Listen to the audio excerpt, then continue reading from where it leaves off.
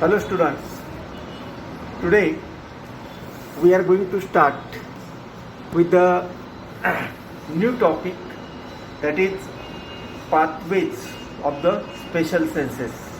As all of you know, we have already studied the structure of the eyeball. The eyeball consists of three layers: the sclera and cornea, choroid, and interiorly and to the posteriorly the retinal coat. So eyeball has a three coat, and the image comes from the cornea and it falls on the retina.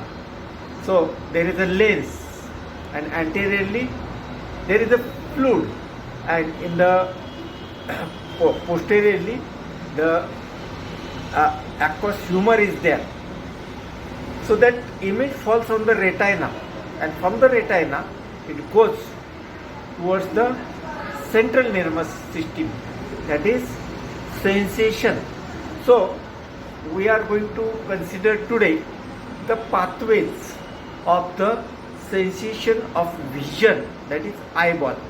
Before knowing or before studying the pathways of the sensation of a vision, the second is the hearing mechanism from the ear. Hearing mechanism from the ear that starts from the eighth cranial nerve, that is vestibulocochlear nerve. Vestibular for the balancing of the body, and cochlear for the actual hearing. And the third is the sensation of a smell and sensation of a taste. Sensation of a taste, smell, that is olfaction, and sensation of a taste is the taste buds scattered over the especially the dorsal aspect of the tongue.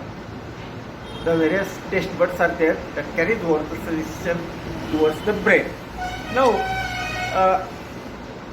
as this is a sensory, it goes towards the brain. So first of all, vision, smell, taste, and the hearing taste, the five senses are there. The sensation of the skin is there, the cutaneous sensation that is scattered throughout the on the surface of the body, the cutaneous innervation. Now that visual pathway, we have already studied the eyeball. The peripheral organ of sight is the eyeball, and has already we have studied the bone. We have seen the receptors for the vision are the rods and cones located in the retina. There are very special organs on the retina, the rods and cones. It may be repeated here. The rods and cones are modified neurons. They give off central processes that synapse with the peripheral processes of bipolar cells. The central processes of bipolar cells synapse with the dendrites of ganglion cells. The axons arising from the ganglion cells form the fibers of the optic nerve. The opposite, the posterior pole of the eyeball. I will send you one image above for that optic chiasma, the junction of the right and left, optic nerve crosses, and the vision takes place, and the on the opposite side of the brain. So the opposite the posterior pole of the eyeball, the retina shows a central region about 6 mm of diameter. This region is responsible for a sharp vision. Now the center of this region is area around 2 mm in diameter, has a yellow color, and is called as a macula lutea.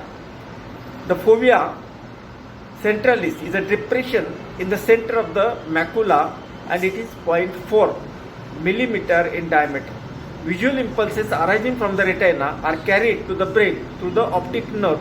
The anatomy of the optic nerve and the main features of the visual pathway we have already described in in the previous chapter.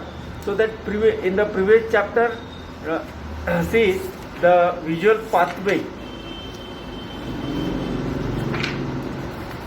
some description regarding the visual pathway of the optic nerve, how it travels.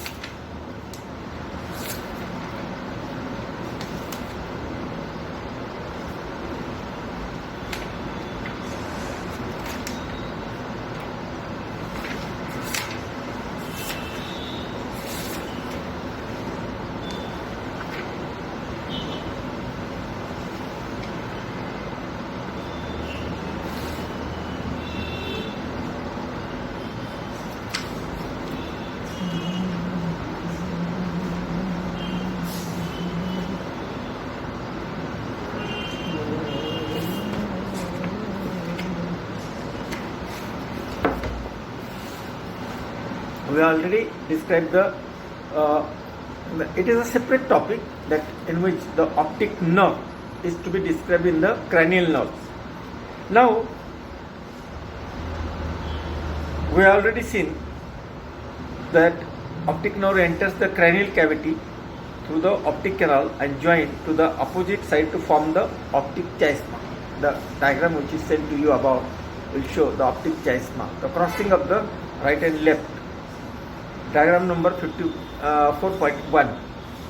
Many fibers of each optic nerve cross to the opposite side.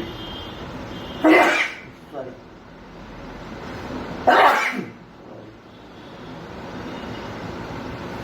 So many fibers of optic nerve cross to opposite side through the chiasma. The uncrossed fibers, along with those we have crossed over from the opposite side from the optic tract. The optic tract terminates predominantly in the lateral geniculate body. Fresh fibers arising in the lateral genicular body from the geniculo-calcarean tract, or also called as the optic radiation, which aids in the visual areas of the cerebral cortex, the visual field and the retinal cortex. When the head and eyes are maintained in a fixed position and one eye is closed, the area seen by that eye constitutes the visual field for that eye only. For example, like this, if you close your eye and see the field of that, जितना दिखता है उतना, जेवढं दिसतं तेवढं, that is a visual pathway, visual field for that eye only, for right eye, for left eye. Now, if the other eye is also open, the area seen is more or less at the same time it was seen with the one eye. In other words, visual fields of the two eyes overlap to a very great extent. On either side, however, there is a small area seen only by the eye of that side. Although two eyes view the same area, the relative position of objects within the area appears somewhat dissimilar to the two eyes as they view the object of a slightly different angles. The difference through slight is the considerable importance as it forms the basis of the perception of the depths, that is stereoscopic vision. For convenience of the description, the visual field is divided into right and left walls. It may also be divided into upper and lower walls, so that the visual field is said to consist of 4 quadrants. See diagram number 54.2, the above diagram which is given to you before in this lecture. Now, images of the objects of a field of vision is formed on the retina by the lens of the eyeball.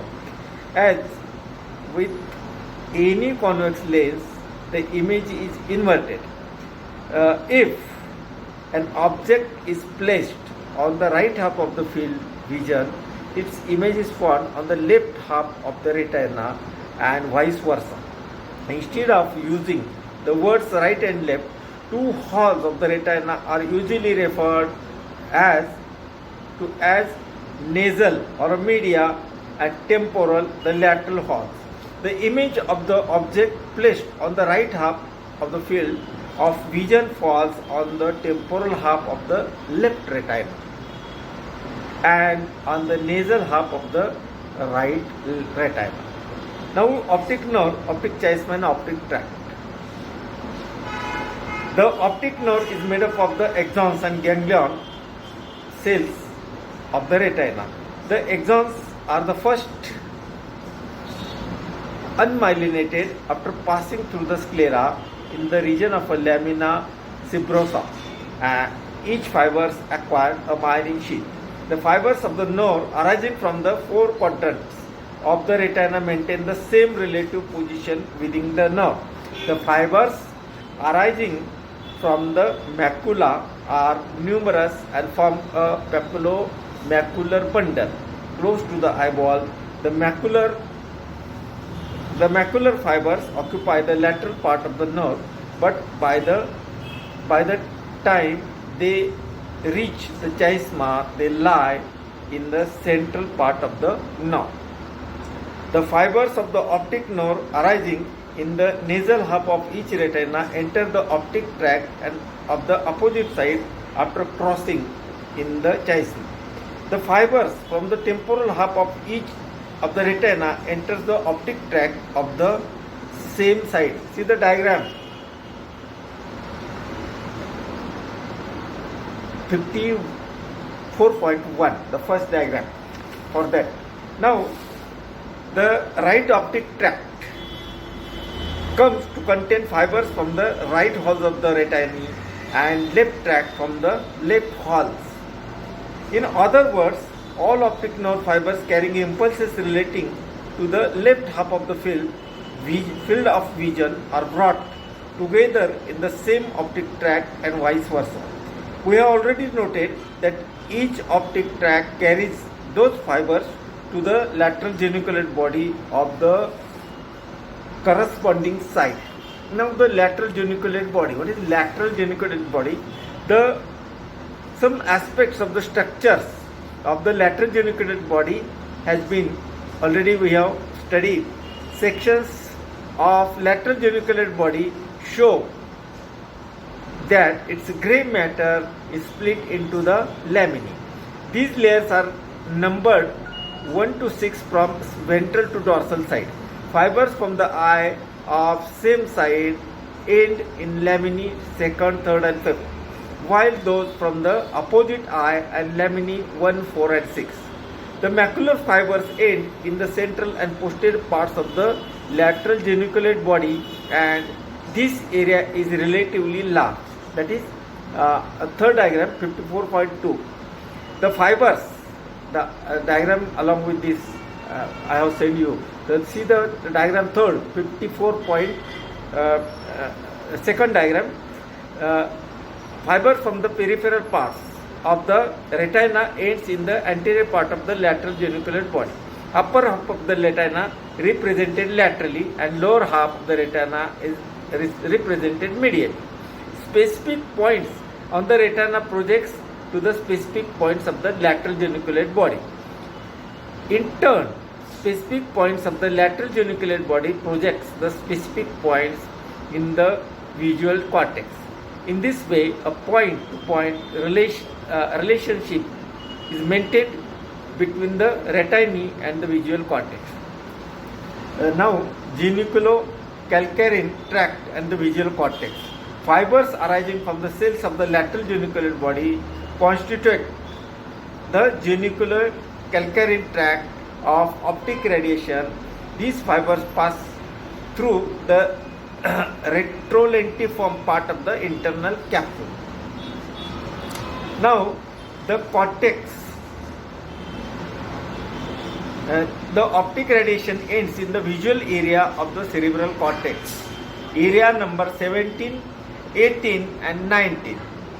The cortex of each hemisphere receives impulses from the retinal halls of the same side from the opposite half of the field vision.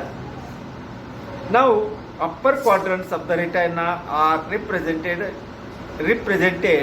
above the calcarine sulcus and the lower quadrant below it. Diagram number 54.2. The cortical area of the macula is larger than that of a peripheral area. It occupies posterior part of the visual area. The cortical area of the peripheral part of the retina is situated anterior to the area of a macula.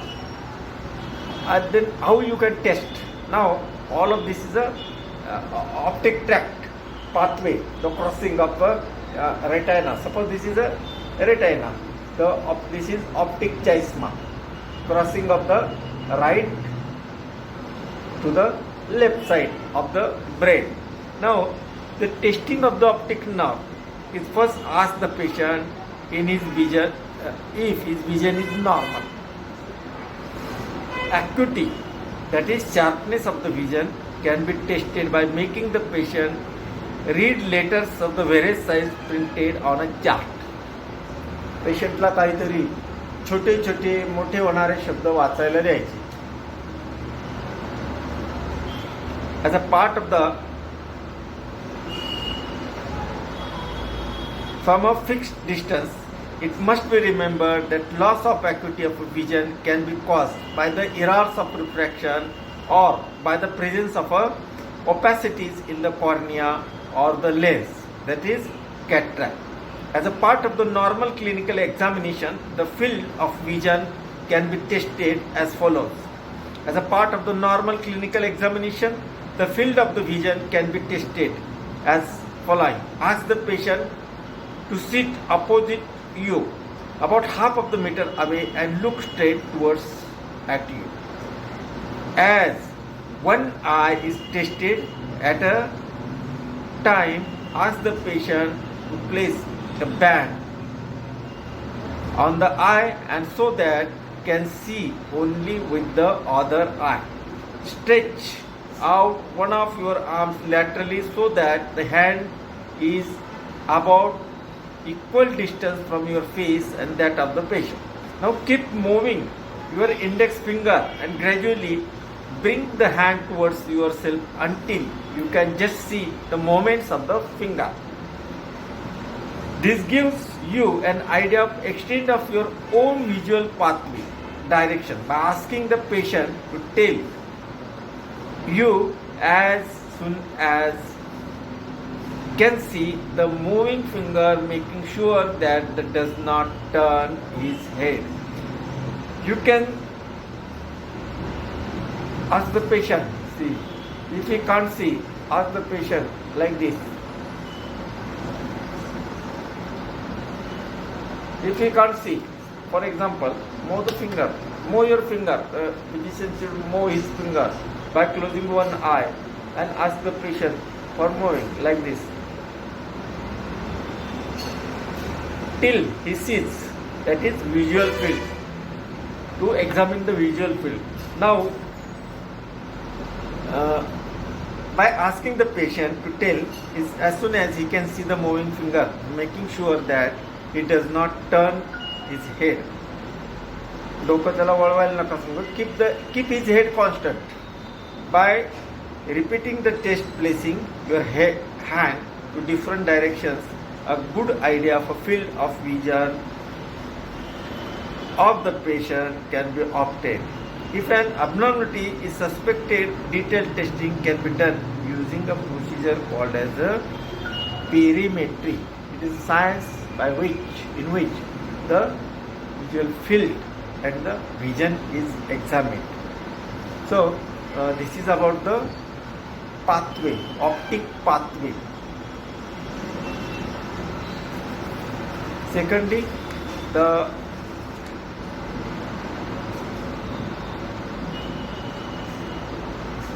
various clinical anatomy points related to the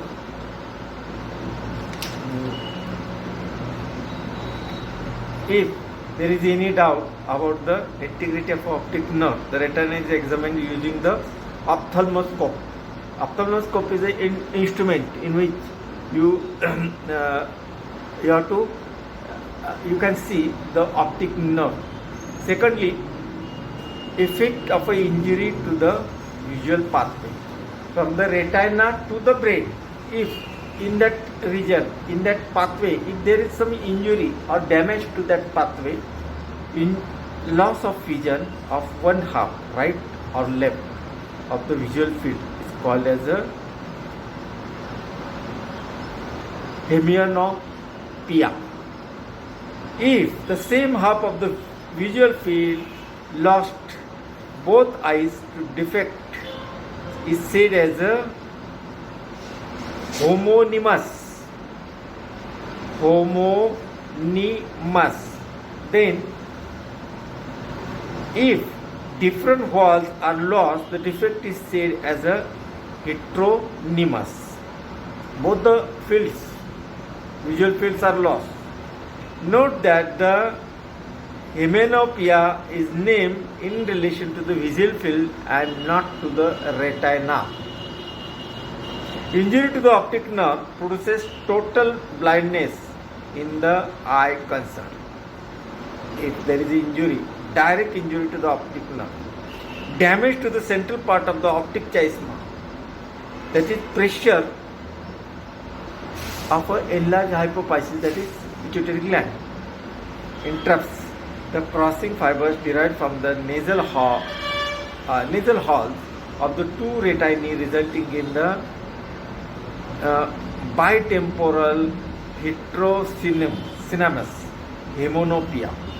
It has been claimed that macular fibers are more susceptible to damage the pressure than peripheral fibers are affected first. When the lateral part of the chiasma is affected, the nasal that is hemianopia results. This may be unilateral or bilateral. Complete destruction of optic tract,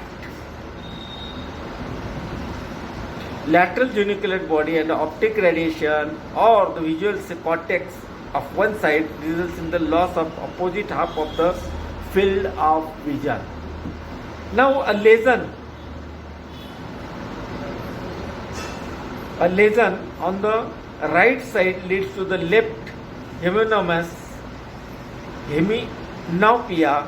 Lesions anterior to the lateral geniculate body and interrupt fibers responsible for the pupillary light circles. Now, these are the injury in the pathway only. These are not disorders in the refraction. Now, the pathway for the hearing. The second important special sense is the hearing. As all of you know, the organ of Corti and the vestibular part, that semicircular canals, or that in that semicircular canals there is a labyrinth, and that labyrinth is responsible for the equilibrium of our body, and the organ of Corti is placed into that snail-shaped, that is, what is that snail-shaped? Cochlea. So cochlea is for the hearing, and that fluid inside the semicircular canals, that is in the labyrinthic, is for the equilibrium of the body. So the pathway of the hearing only. See, the peripheral organ of hearing is the ear, and we have already studied the ear. The parts, external ear, middle ear and internal ear. Internal ear consists of the that semicircular canal and mainly the cochlea, the round window and oval window. And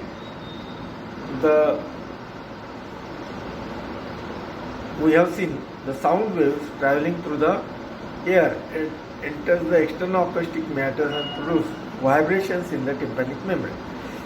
These vibrations are transmitted through the chain of ossicle present in the middle ear to reach to the internal ear. Pressure waves set up in the perilimb reach to the spiral organ of Corti present in the intimate relationship to the cochlea. Hair cells present in the spiral organ convert these vibrations into the nervous impulses. The first neuron of the pathway of hearing is in the spinal ganglion. See the diagram given to you for the hearing pathway. The first neuron of a pathway of hearing lie in the spiral ganglion located in the bony tunnel running along the cochlea. These neurons are bipolar. Peripheral processes of neurons lying in this ganglion innervate the hair cells of the spiral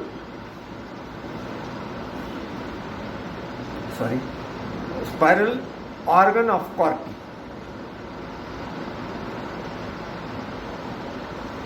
The central processes of the neurons form a cochlear nerve. The fibers of the cochlear nerve terminate in the dorsal and ventral cochlear nuclei, that is given in diagram number 54.3 above. Neurons in this nuclei are therefore second order neurons. Their axons pass medially in the dorsal part of the pons. Most of them cross to the opposite side, but some remain uncrossed. The crossing fibers of the two sides form a posterius mass of fibers called as a trapezoid body. The large majority of the fibers from the cochlear nuclei terminate in the superior olivary complex made up of the number of nuclei. Third order neurons arising in this complex form an important ascending bundle called as a lateral lemniscus. Is called as a lateral lemniscus. Some cochlear fibers that do not relay in the superior olivary nucleus join the lemniscus after relaying the scattered cells lying within the trapezoid body. Those cells constitute the temporal nucleus of a trapezoid body. Still, other cochlear fibers relay the cells that lie within the hemisphere itself. These neurons form a nucleus of a lateral lemniscus. Then, the fibers of the lateral lemniscus ascend to the midbrain and terminate in the interior colliculus. The fibers arising in the colliculus enter the inferior brachium of each and medial geniculate body. Some fibers in that lemniscus reach to the body without relay in the inferior colliculus. The fibers arising in the medial geniculate body form a acoustic radiation that ends in the acoustic area of a cerebral cortex. So, sense of hearing in the cerebrum. The medial and lateral geniculate bodies we have already seen. Now the clinical correlation testing of a vestibulocochlear nerve. There are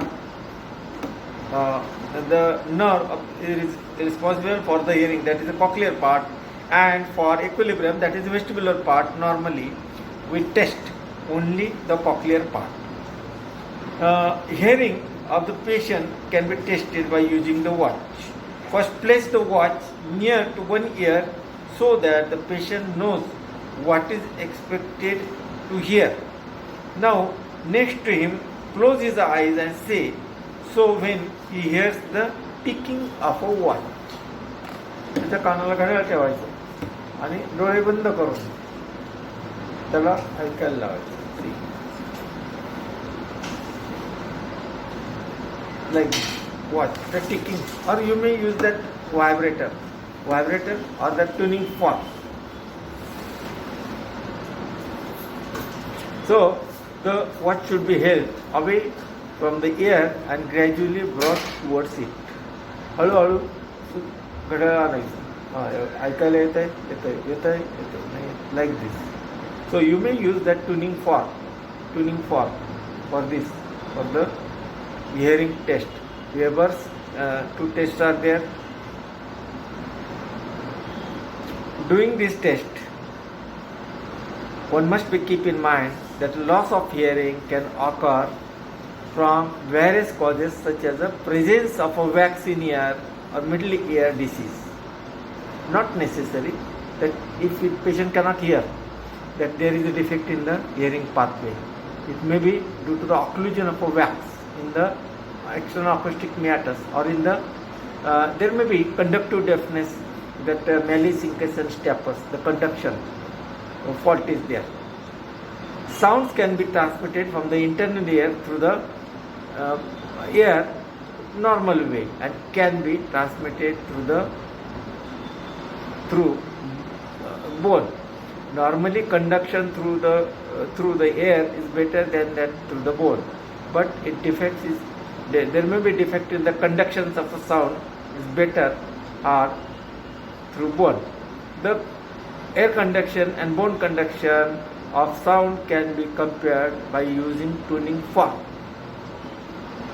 Strike the tuning fork against the object and begins the vibrant producing sound.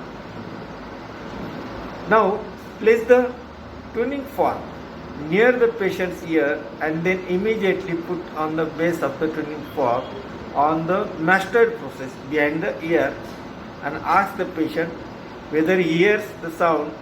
That is called as a rinse test. The another test is a Weber's test.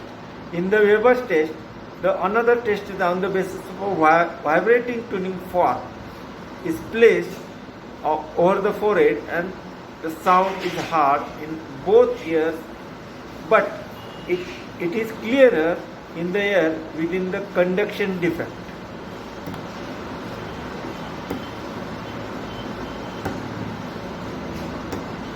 If defective ear can clearly hear the sound in front of the forehead, that is Weber's test. Defects of the that vestibular apparatus or the vestibular nerve are difficult to test on such cases and need to be examined by a specialist. The vestibular equilibrium of the body, balancing of the body, should be tested only by specialists, not by the general physicians. General physician better not to test, by the it should be the conduction vestibular part should be tested by specialist only. Some symptomatic diagnostic are what pre-diagnosis you can say, possible diagnosis you can make, but it should be tested, or CT scan or that various investigation should be done for that vestibular part of the vestibular cochlear nerve. Now the pathway of a test.